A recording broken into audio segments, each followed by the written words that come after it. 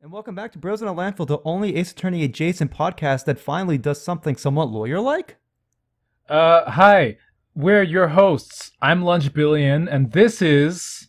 And I'm Trybien, both people from Ace Attorney Online, the greatest roleplay game site for fan makers of Ace Attorneys. So, for those who haven't followed us for a while, you might not know we all met, me, Lunch, Tar, all met like on a site called Ace Attorney Online for fans of Ace Attorney. Now, we very rarely do anything Ace Attorney related on this podcast because, I don't know. We went on that website was like 7 years ago. I don't know. I don't know anymore. I'm old. But here's the important thing. One of the most important tenets of being a lawyer is advocating for your client no matter like what, you know? Like when you're being paid by your client, you're ethically obligated to give them the best representation you can. Sure, if you're defending someone in court, you're not going to be like, you know what, you made a great point there, and I've changed my mind.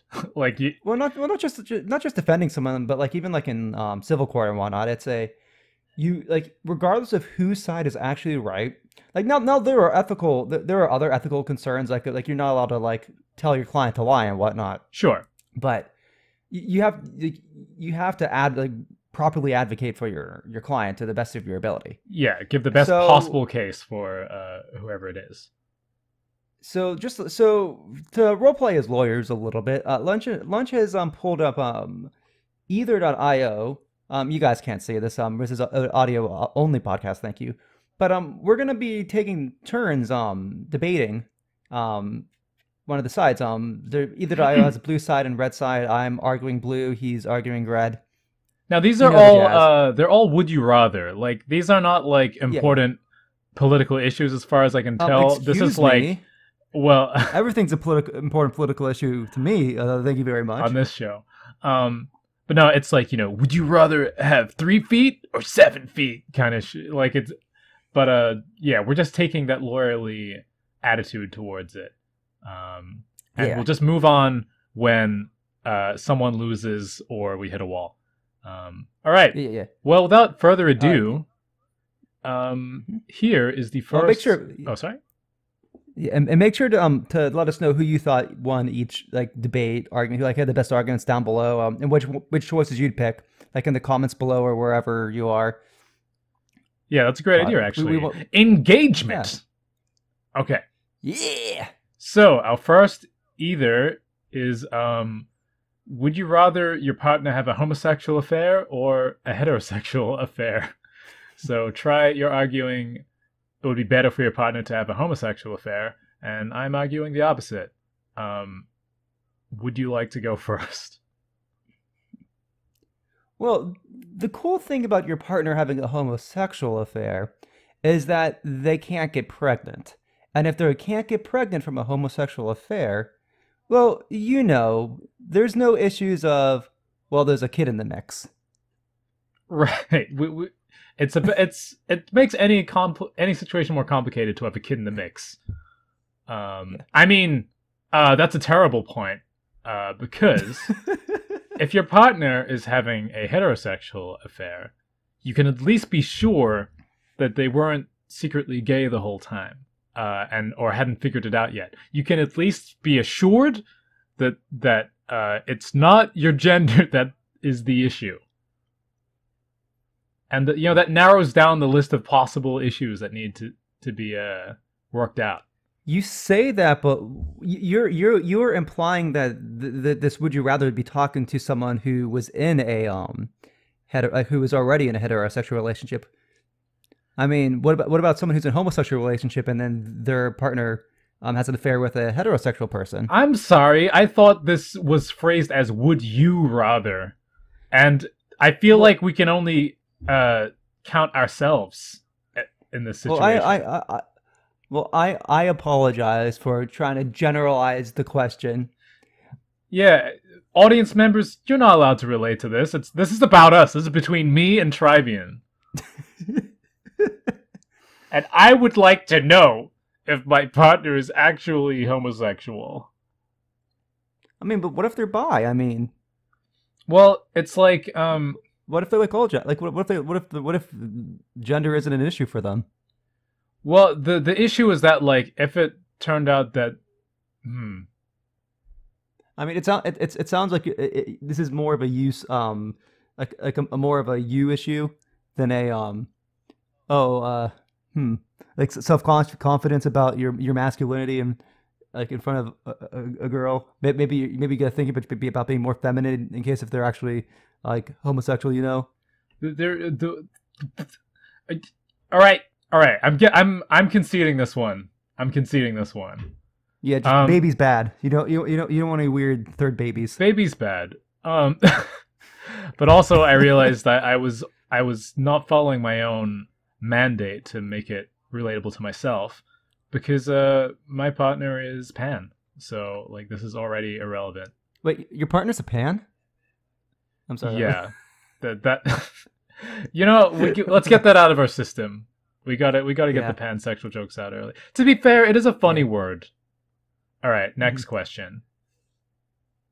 Would you rather be a sports star or a celebrated academic?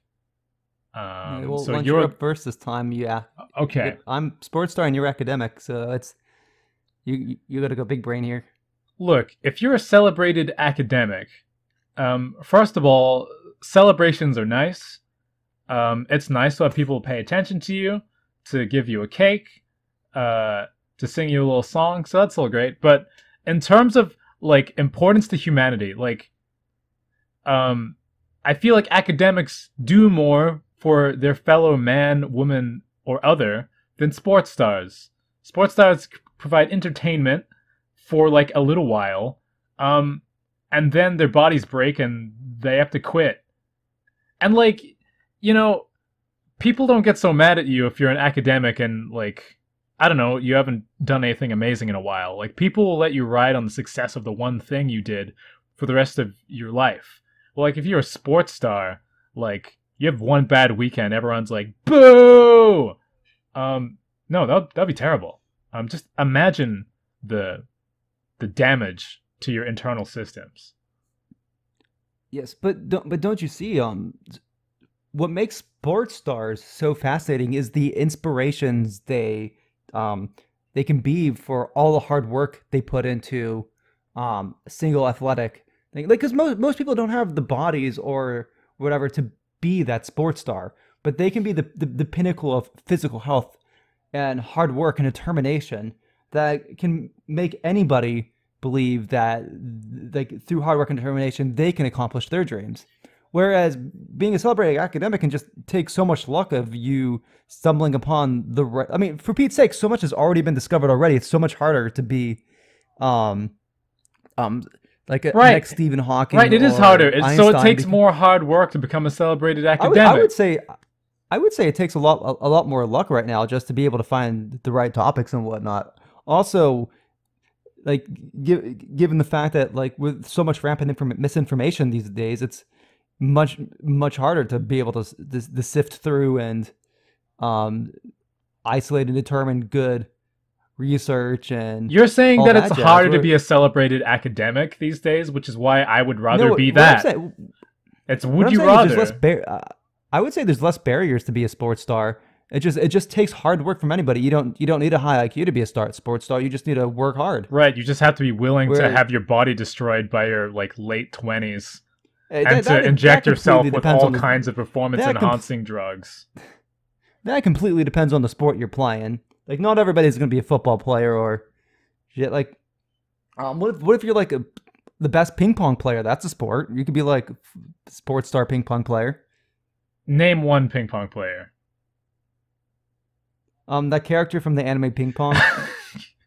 Yeah, okay. A non-fictional answer. I th- I'm gonna have to plead the fifth. We remember the guys that go out there who are like either genetic freaks or like completely destroyed themselves.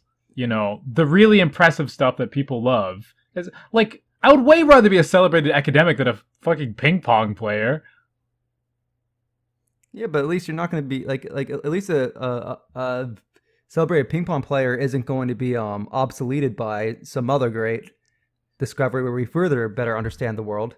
Like like celebrated sports stars are remembered forever. Like even like if someone in the future comes like makes a better score than them, like they're remembered for their impact in that period of time. Yes, I think this is a wishy-washy point. I think that there are all kinds of famous academics that have their influences still felt today. Look, I'm just like both in terms of like famousness and how impressive it is to get to the top of any discipline. I think these things are fairly even.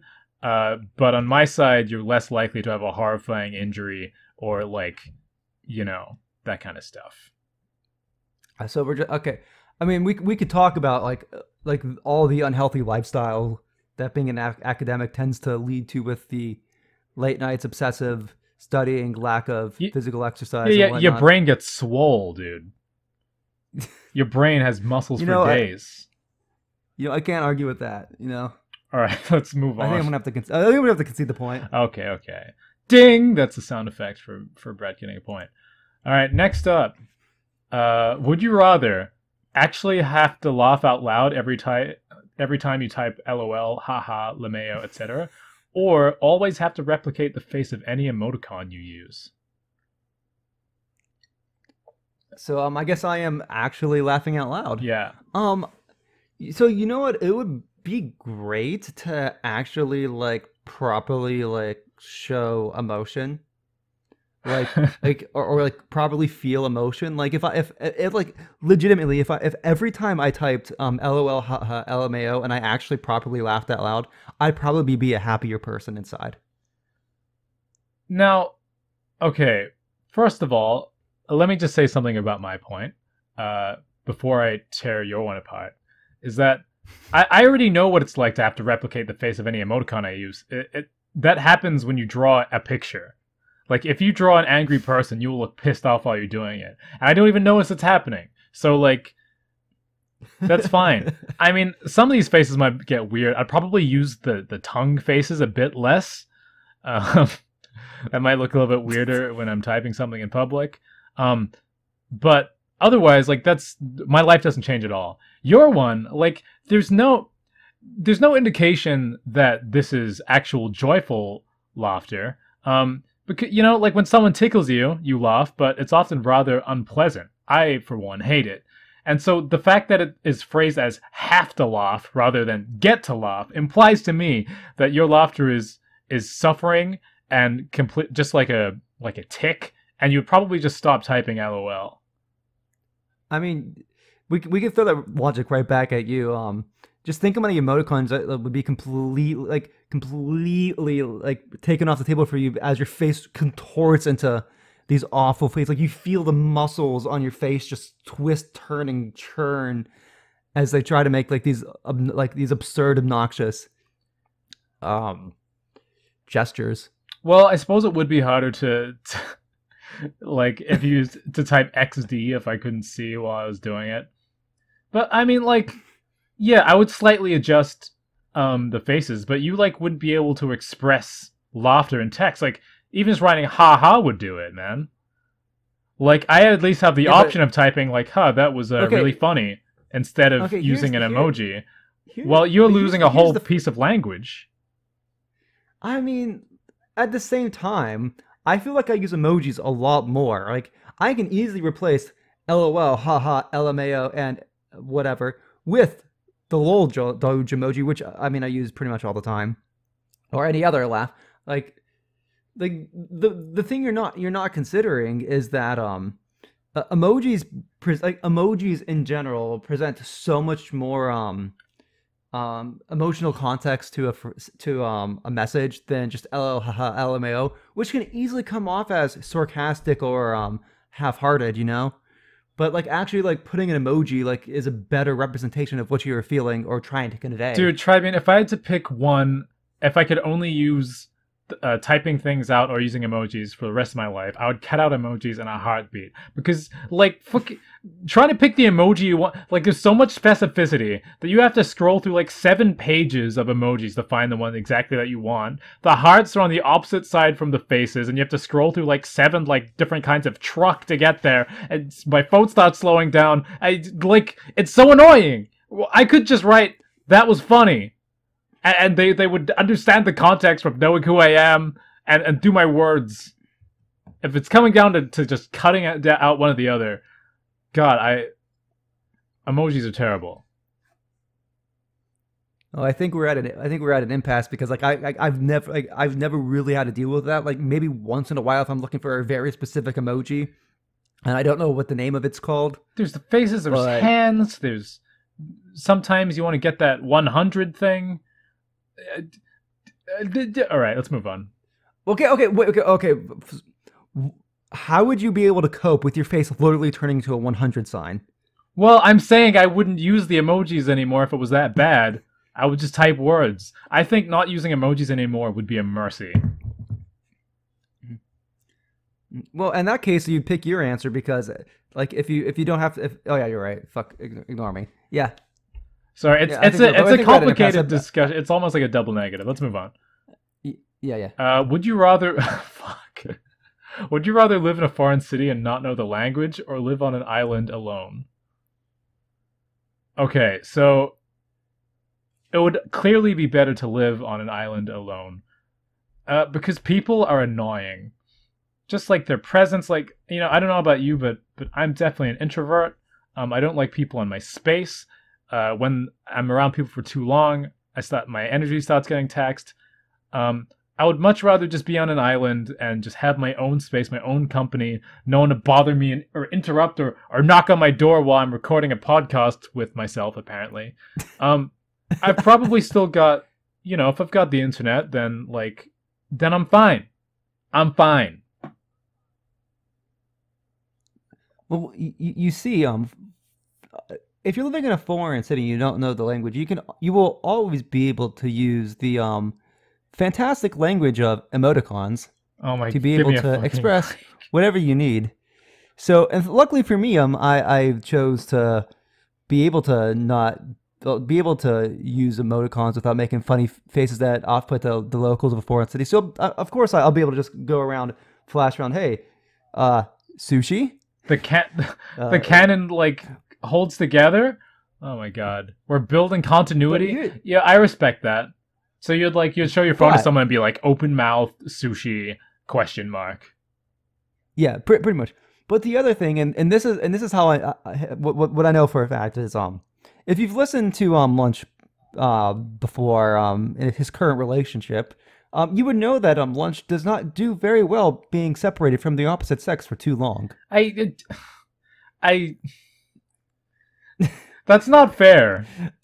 That's you didn't have to make this personal by any means. And besides, I thought we were generalizing this to the whole audience.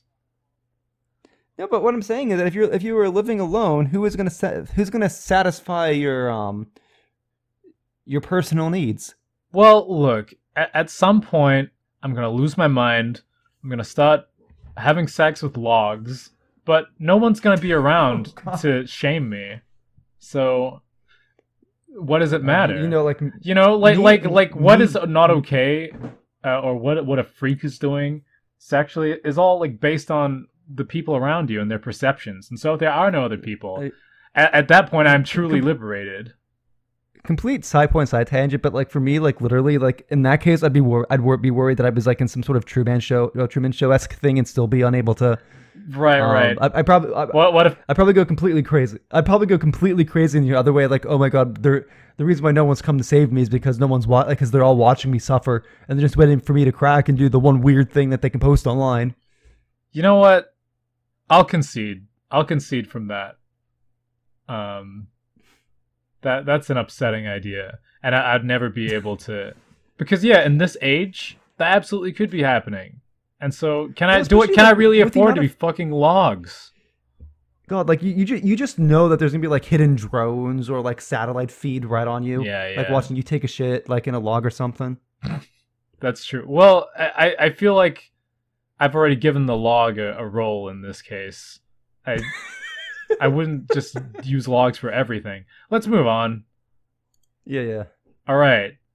Would you rather become a Spartan like in Halo or a cog from Gears of War? God, I feel awful because like I've played. You know what? Here's my argument for why I would be a Spartan in Halo. This is me talking to Lunch as a huge Halo fan. I have only played Halo before. I've never played Gears of War, and the only Halo I've played was multiplayer at a friend's birthday party when I was in middle school. So I think me being a Spartan, I would have slightly more understanding of what abilities I would have, whereas being a cog in Gears of War, I'd be completely lost. All right. It's fun. I've played 4 out of 5 Gears games, and I can tell you that the cog are a bunch of soldiers that protect the Earth from aliens, and they're really beefy. And I think they just are muscular. I don't think that like the Spartans, right? They have one been separated from their parents at birth, and had their been replaced by a clone in the hospital bed that dies instantly, so that their parents like, well, my kid died, but secretly they took the real you, and then they they inject you full of all this bullshit, and they like completely traumatize you until you're like a brainwashed soldier. But you're now like 7 feet tall, you can flip tanks, and you can wear the special armor. While cogs, like, I mean, they live in a sort of post-apocalyptic world fighting aliens, but like, so they have that trauma, but they're still like people, just with huge meaty bodies.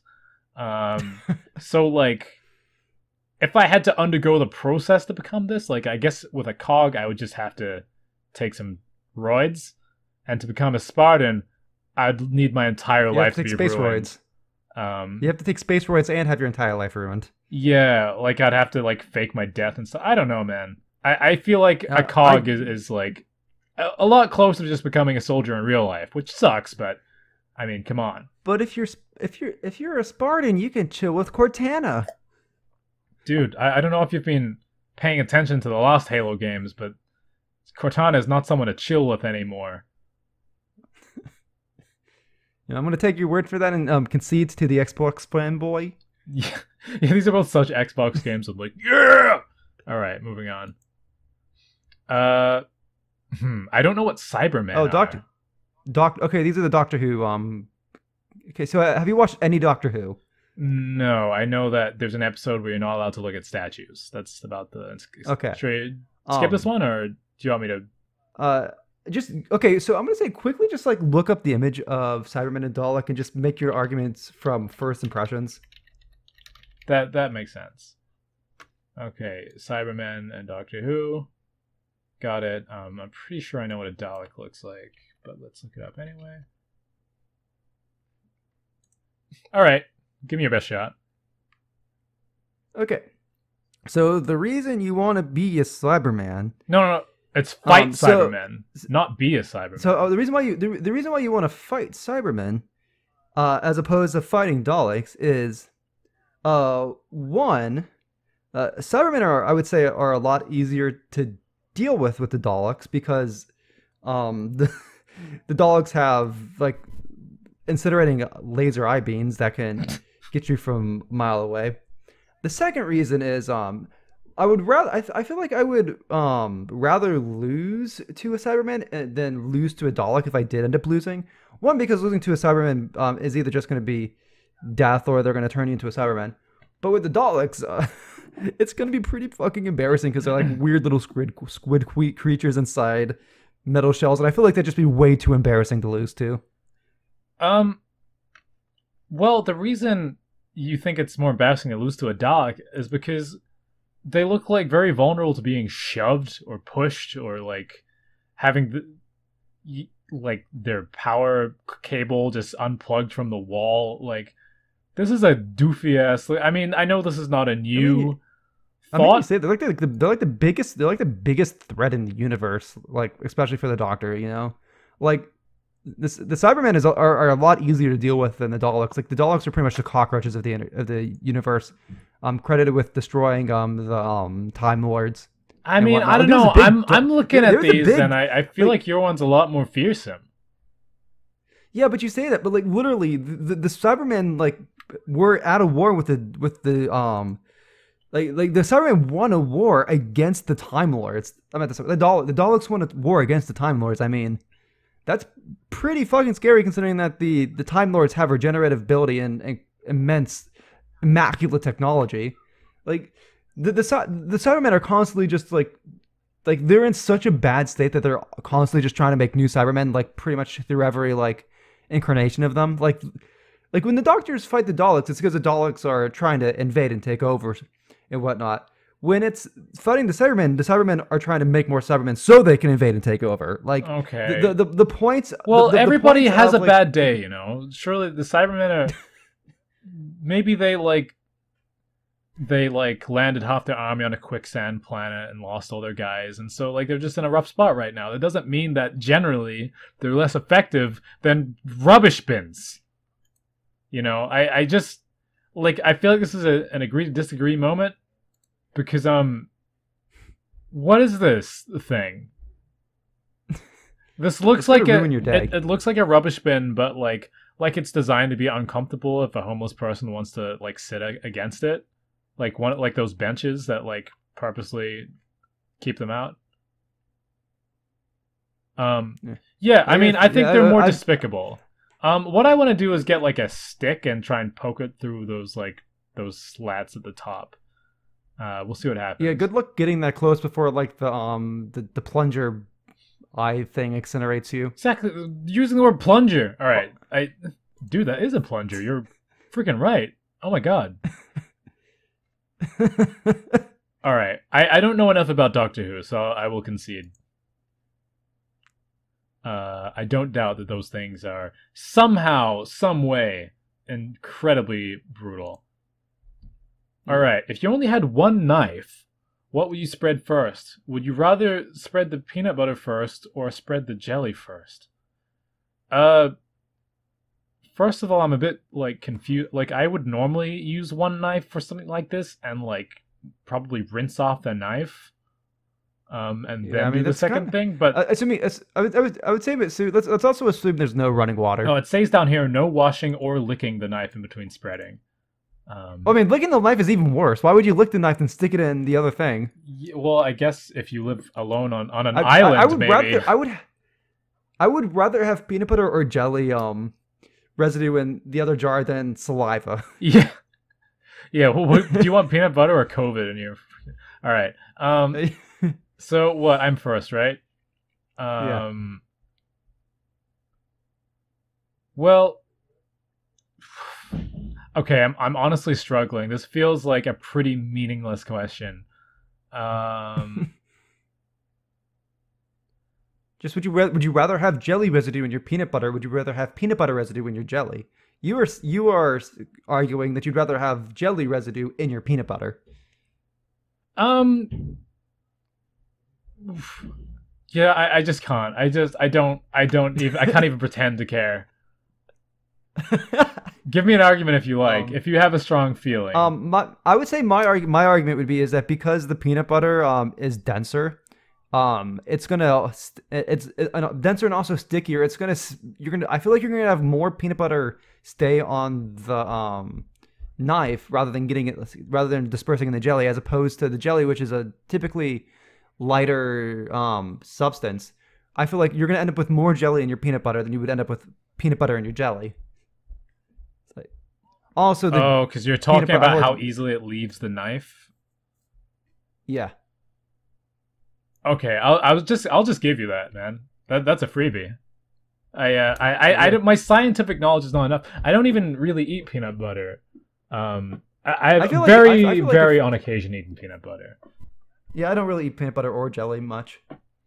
I am well, in New Zealand we call it jam, but Yeah. I need to start calling it jam too. Yeah, what would your wife think? All right, moving on. Yeah. Would you rather be Danny Phantom or be Ben 10?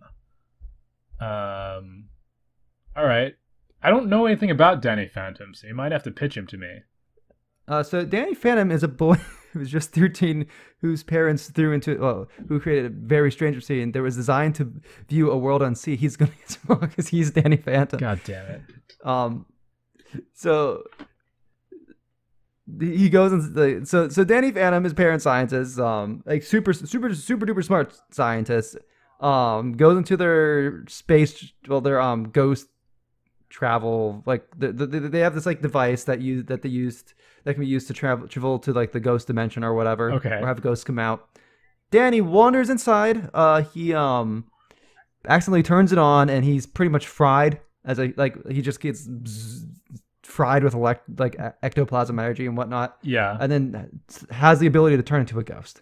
And then ghosts come out of the portal. He fights ghosts and sends them back. Okay. And why would you rather be that instead of being able to turn into like 20 different aliens? I mean 10. I forgot how this works. So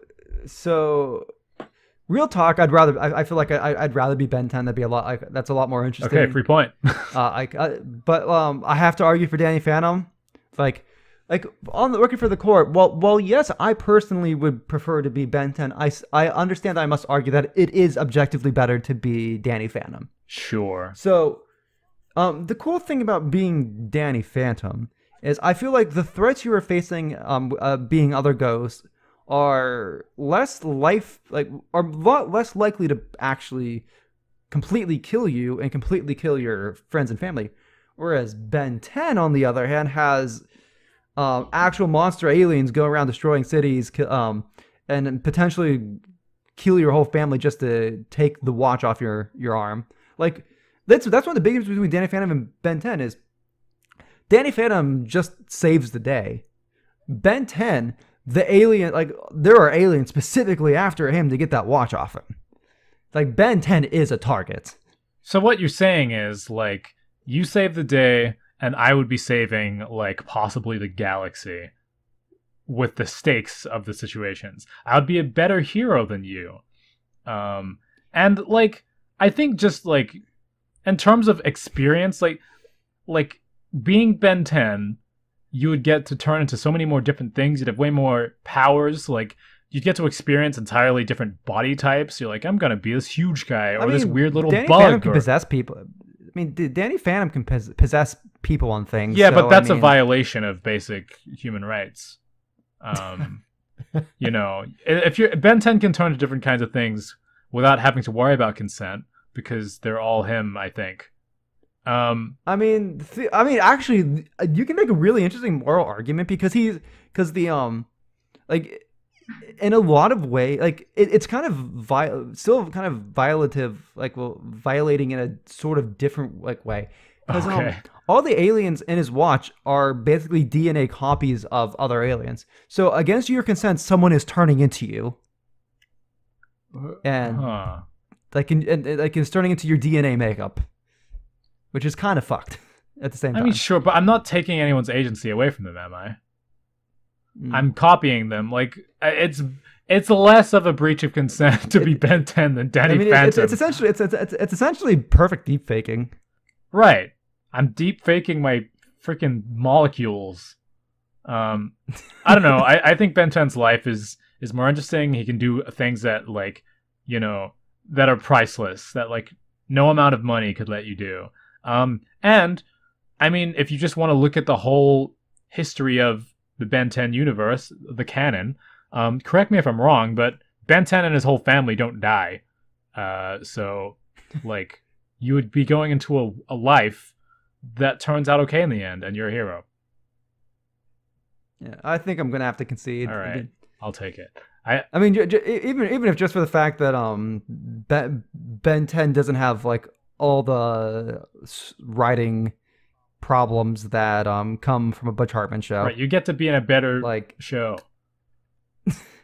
with more interesting characters and parents that aren't a guardian figure in Ben's case that aren't abject morons. Right, the Colonel from Metal Gear Solid. All right. Would you rather eat a cup of baking soda and then do a shot of vinegar, or eat a pack of Mentos and then chug a Diet Coke? Let's do this. Fuck, vinegar is tasty as fuck. I'm gonna drink vinegar. I don't like if they're gonna wreck my stomach. At least I want to drink the thing I actually like to drink. Okay, so your argument is you actually like vinegar. You know what? I'm gonna do something that might be cheating. I'm gonna Google what happens if you eat Mentos and Diet Coke. What happens if you eat Mentos and drink Diet Coke?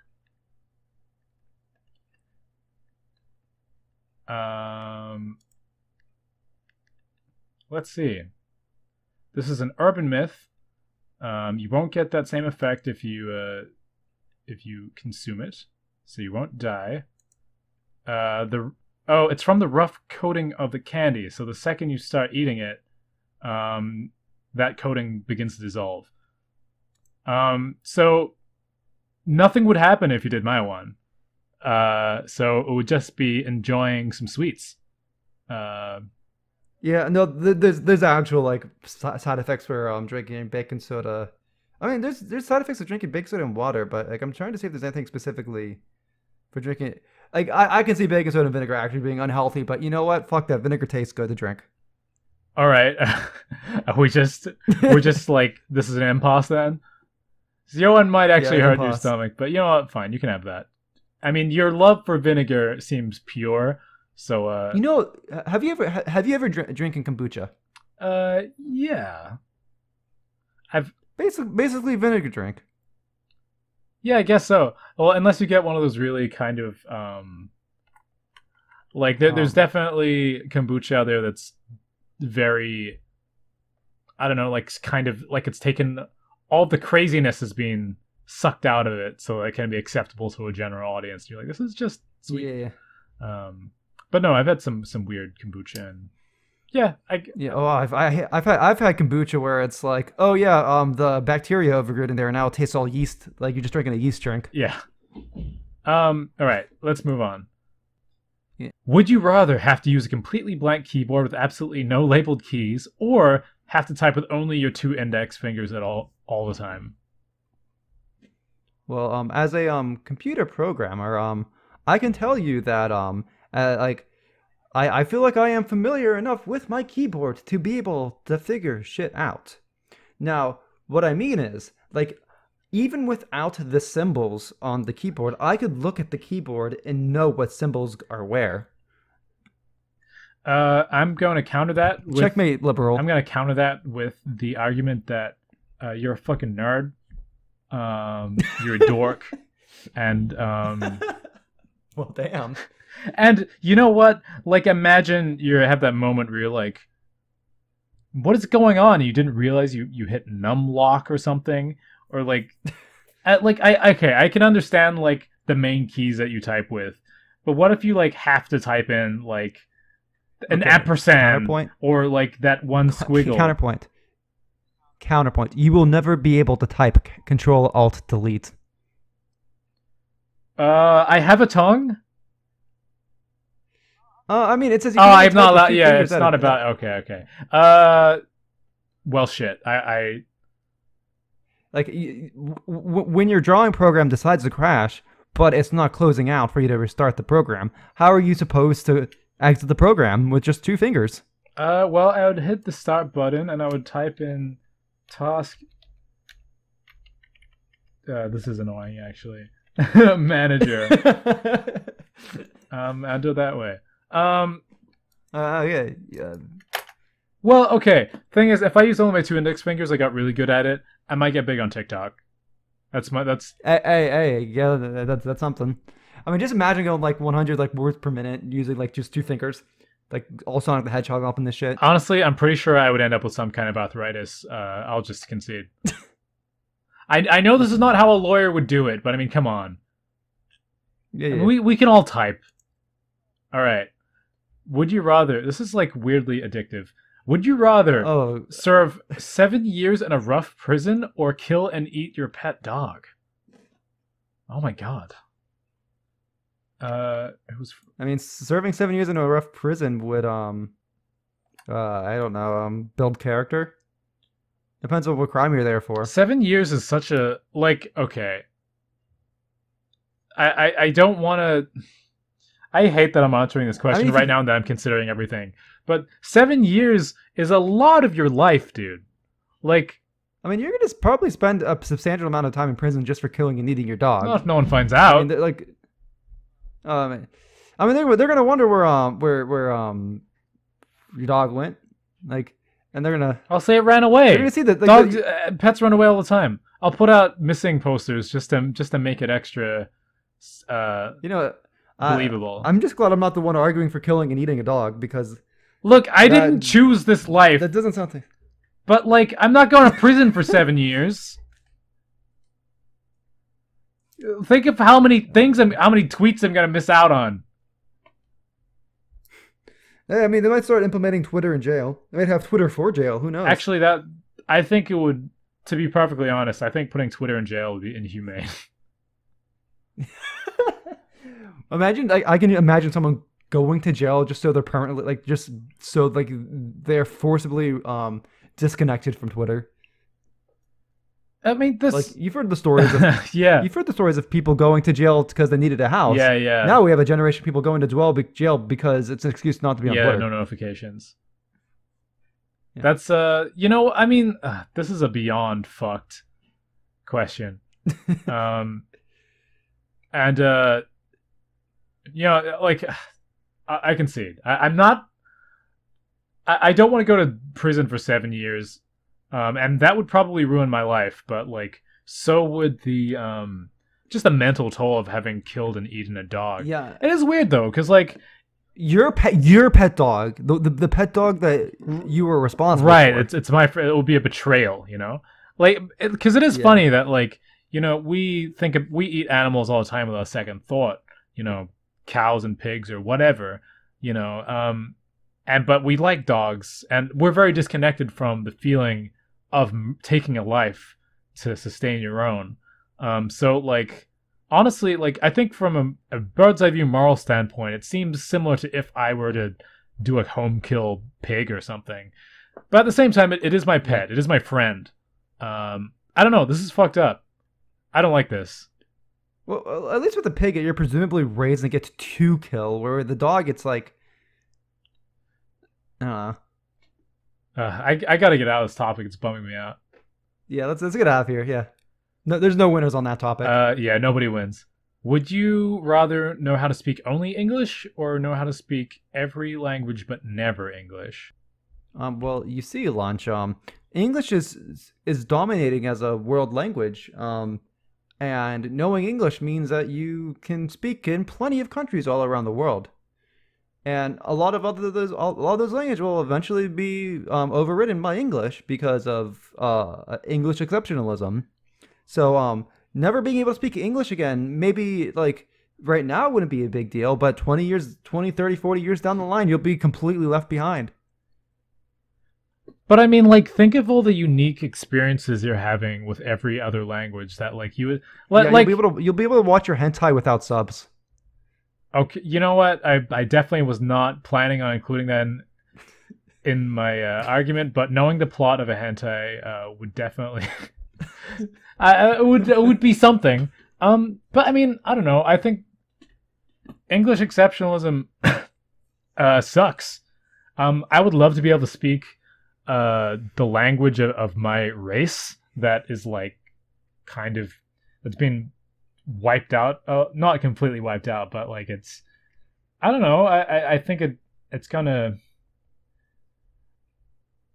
I mean, I don't actually know the history enough to know where it's at, but like there was like it used to be that like speaking Māori in school could get you like hit, like that shit's bad. Like I've always felt like I'd love to connect more with my my past, my roots. I've always felt really disconnected from it. So there's that. But there's also like it would be every language that has only a few people left speaking it. Yeah, but think of all the people you will suddenly be unable to communicate with that are in your life. Well, that's what the emojis are for. Try. Damn it, you know what? You win this one. You got me. Boom. I mean, you'll have the advantage of making really goofy faces to really help accentuate what you're feeling. That's true. Yeah, altogether. Would you rather Oh God, always have no. sticky fingers or always have bad breath? Hmm. I don't have any good arguments because I absolutely fucking hate the feeling of sticky fingers. Yeah. Like, Obviously, having sticky fingers is terrible. at least having bad breath means that like I'm wearing a mask these days, so it's not like I'm Yeah, dude, breathing in we're people's socially faces. I'm making distanced the argument for anyway. bad breath because I'm having sticky fingers is such an abominable offense on the human experience that I couldn't in good conscience, especially in today's day and age, I couldn't in good conscience argue for something so unwoke. Imagine the post KFC hand feeling for the rest of your life. Oh no. All right, I'll take that. Um, okay, this is a bit dated. Would you rather have Reddit take up Yeah. 90% of your day or 9gag?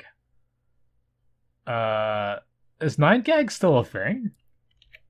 I think 9gag's still a thing. Is anyone going? God, I remember like the jokes of like, oh, 9gag being like I funny for losers or something. I don't even know what iFunny is.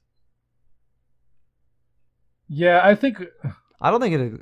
some of our audience on this show like won't even know what 9gag is. Yeah, wow. Like we've That's, got to, we uh, have some teens watching us. They would have. I swear they they're must really, have. they're really on their. Sorry. They must have been like 5 years old, like on their parents' iPhone like on like 9gag and iFunny or something. Yeah, Sounds like the right that's age. an ancient thing. Um, Um, I'll say hey, yes. at least with Reddit, you could. Sorry. At least on Reddit, you can make you can change the world with immaculate arguments on important topics that people care about. I hate the culture of Reddit. I think it's an annoying website.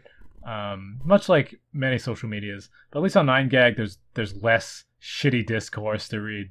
I'm gonna stand behind 9gag here. I hate how the quality of the questions have just consistently have just gotten like so bad that we can't even like make an argument. Well, I think anybody can just submit a question, so like it's just Yeah. the sticky hand. They front load the good questions. They front loaded the good questions. Yeah, well, it's just like this is a portal of the ideas of the sticky-handed masses. Oh Next gosh, one. ew. Would you rather smile when bad things happen or frown when good things happen? Hey, if you smile when bad things happen, that means you can be that force of reassurance. You can be that person when things are going bad that is the light that can help bring other people up instead of being the person that brings people down when good things happen. Imagine like you get arrested because you're like falsely accused of murder, and then the interrogators come in to talk to you, and you're smiling the entire time. It's because I know I'm innocent. But it's not a happy situation. Someone's being murdered, and they think it's you. Yeah, this actually reminds me of Fire Force because the protagonist of Fire Force like has a thing where like when he's like anxious and stressed, like he gets a really creepy smile Right, that sounds bad, and dude. it causes him If you problems. frown when good things happen, But people just think that you're stoic. okay, no. Imagine like having the best sex in your life and you're just forced to frown and look miserable the entire time. Well, then I would just get into some kinky shit and just be wearing a mask the whole time. Like if I have like a deer head, then it doesn't matter. It doesn't matter if I'm smiling or not. And they'll be like afterwards, like, "Was that good for you, baby? Were you smiling?" And I'll be like, "Yes, you just couldn't see it because of my massive deer mask." And everyone in my life will just think like, "Man, like he's so stoic. It's so hard to get his approval." I wish I knew if he cared. And then one day after I'm long dead, they'll find like a letter that I never gave to them in my closet when they're cleaning out through my things. I was like saying how nice they were and how much I appreciated them, even though I never smiled because of my tragic backstory that I went on either.io. And they'll start crying. It'll be wonderful. Oscar. Wow, you've got me there. Boom! I'm flowing, man. I'm ducking and weaving. It was that appeal to emotion. And deer Deer Death by play. freezing in the Right, would you rather Death by die freezing from in freezing the- in Antarctica or die by walking through the Sahara? So I think it's been your turn to go first. I've co-opted first arguments quite a bit. Okay. First of all, the cold sucks. Cool, that's okay. Like, at least, if you're walking through the Sahara, at least you've got something to do while you fucking die. And your one is very passive. Like, I at least want to be getting some exercise in if I'm torturously dying. And here you can finish your argument.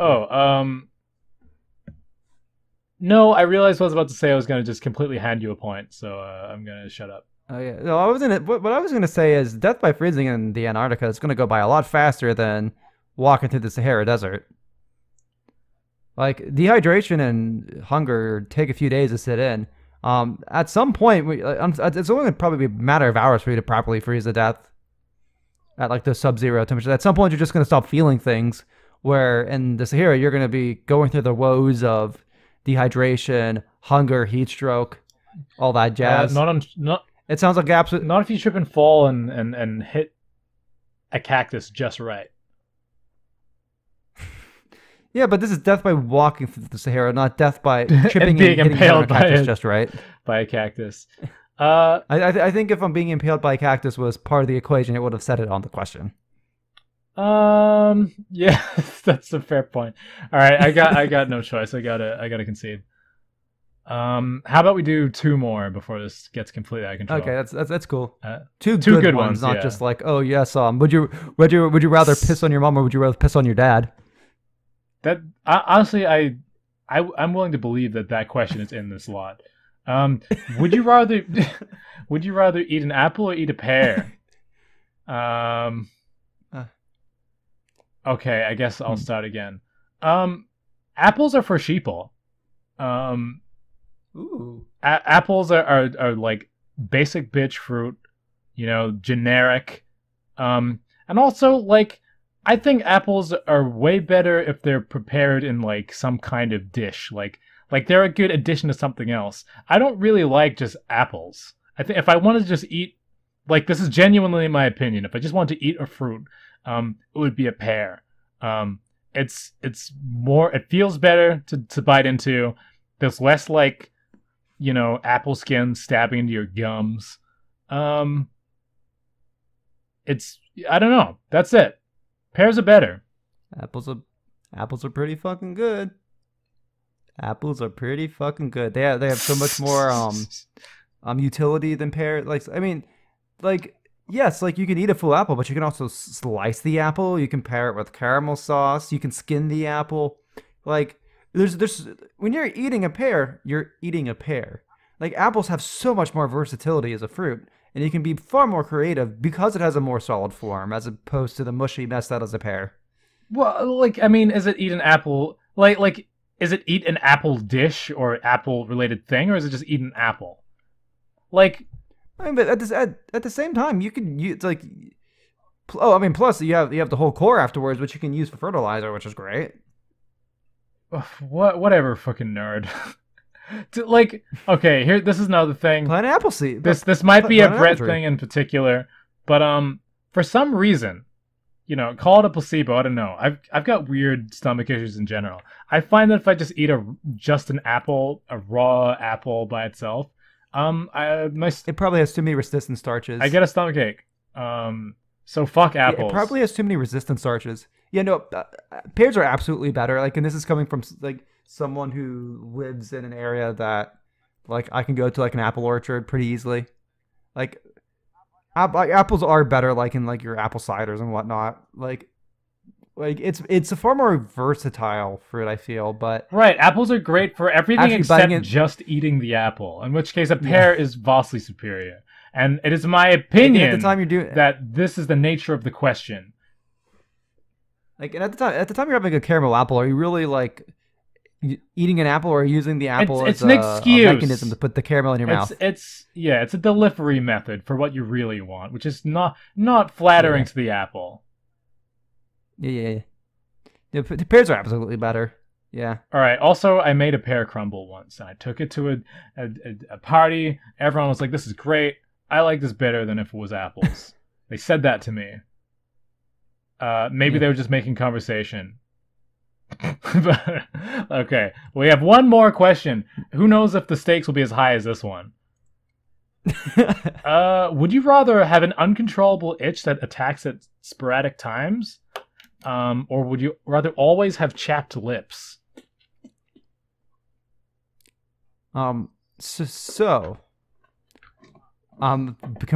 Be completely transparent. I already get uncontrollable itches that just attack at sporadic times. Checkmate, liberal. I have already chose this one. Second, well, on the surface, having chapped lips are great and all. They get to a point where your lip starts splitting. You can taste the blood, like food starts touching it. If you have something that's slightly acidic, it burns it.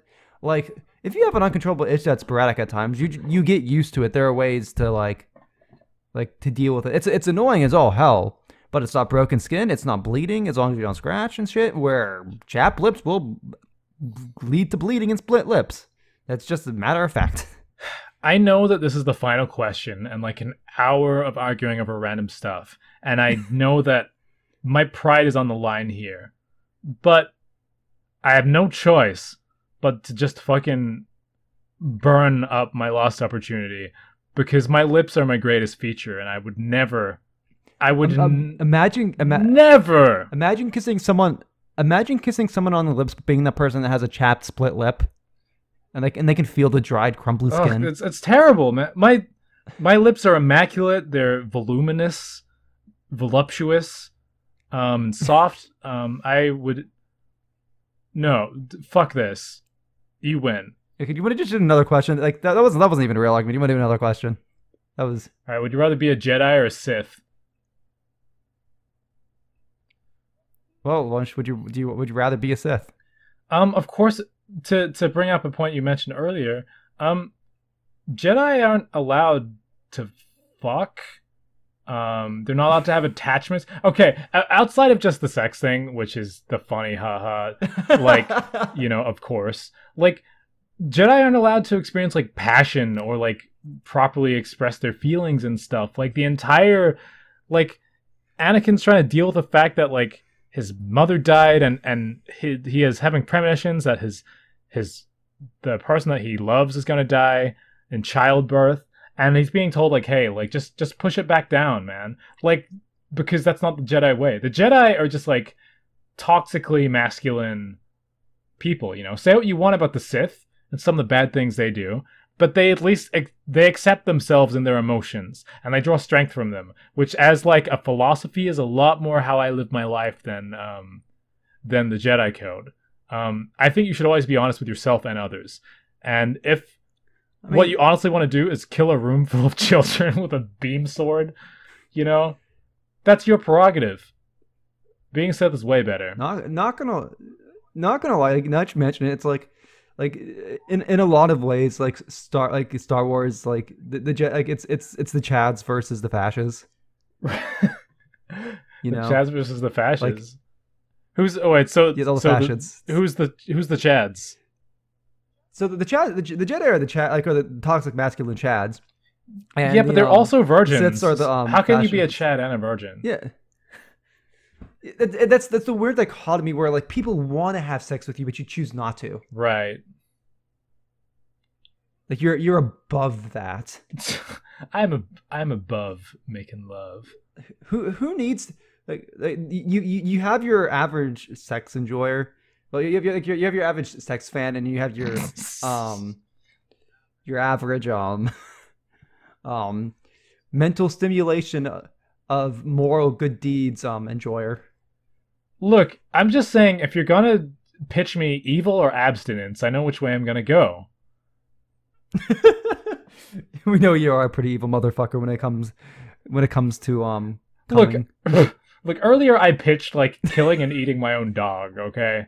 Like yeah. I mean, that wasn't really. I mean, just like good and evil, sometimes it isn't your own choice. Sure, I mean, like, freaking the Jedi way doesn't work. The Jedi are responsible for radicalizing Anakin, essentially, and creating their own destruction. No, Jedi suck. If you're a Sith, you get all the same powers. You get double-ended swords, maybe. You get lightning. You get all the cool stuff. All the coolest stuff. You can choke people. You get to be a really hard boss in Soul Calibur 4 for some reason. That's it. All I can say is that, like, at the end of the day, Trybien. I'm not responsible for genociding entire planets. What? Are you there? Yeah, I'm here. Yeah. Can you hear me? Yeah, I lost you for a minute. Yeah. There was a cutout. Yeah, as I was saying, at the end of the day, like, while you might be having immaculate space sex with probably questionable consent, given the fact that forced brainwash, like forced like mind control is. I cannot even believe that accusation, but continue. Like, I don't know how I'd feel like engaging in sexual relations where the question of consent is very questionable, and 10 years down the line, anybody could come up and say like, oh, he used the force to force me to have sex with him. Like, you're playing with fire there. Okay, like, so you're either calling me a rapist, or you're saying that even if I'm not a rapist, the person I had sex with, if they want to destroy me later, can cancel me on Twitter. I'm a Sith! You don't cancel Siths on Twitter! Or be like, you know what? I mean, the Lord fucking Darkness is problematic. You're going around showing off these cool powers, saying like, oh, cool, like how much of a sex god you are, and like how you're doing your self-help, like express your emotions in a positive way, which somehow involves killing a bunch of children and destroying a planet. But like, and everybody's fine with that because you're being yourself. But once you take away someone's consent or accused of doing so, then all bets are off, and you're removed from you're removed from life. So the argument you're making in court right now is that, like, rape is bad, but killing children is okay. Like, this is where you're drawing the line. I don't know. It's just I don't understand the moral skeleton of your argument. Like, yeah, you can kill a few children. Children are annoying, but killing children is an edgy aesthetic that, like, I am sure some people would be fine with. Sure. But once you sexually assault someone, all bets are off. I'm not going to. I just being a Sith does. I don't. No, sexual assault's not part of them. It's not part of the Sith code. You're already doing shitty things. People are just going to assume you're a rapist anyway. Look, I would expect I can't believe this is the argument we're having to end off the episode. But like, if I was going to expect sexual abuse to come out of anywhere, it would be the side that looks a lot more like. This is getting like into uncomfortable territory, but we're already talking about child murder and rape, so I don't know how much lower we can go. Just another day is on Bros in a If you look at in real life, you look at like the Catholic Church or whatever, where like there's big pedophilia problems, right? By these holier than thou, like, you know what, like, keep your emotions deep down and don't let sin in or whatever. And then behind closed doors, like, it's all these Jedi masters that are doing the bad stuff. But you can tell they're good because their force powers are still blue. All right, I can see it. This has been Frozen at Landfill. Signing off.